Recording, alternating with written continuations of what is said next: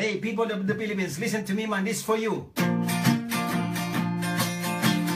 In my own observation of the whole situation, naghirap ang ating nation dahil sa tumas corruption, dinagdagan ng drug addiction, kumalat na sa buong nation, pati sa Bilibid, Quezon, umabot na ang koneksyon.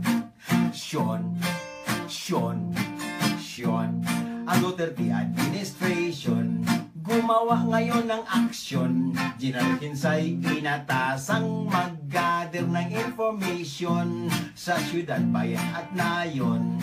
Ito ang naging conclusion, lumagpas na sa 3 milyon ang adik sa ating nation.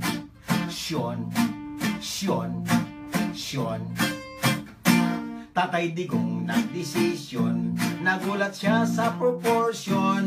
General Bato ang solusyon, tukhangin ang buong nation. Darlon at Puser magdesisyon, mag-surrender kung di pa matyon. Eh man, surrender na mo man, kay kung di mo surrender man, human!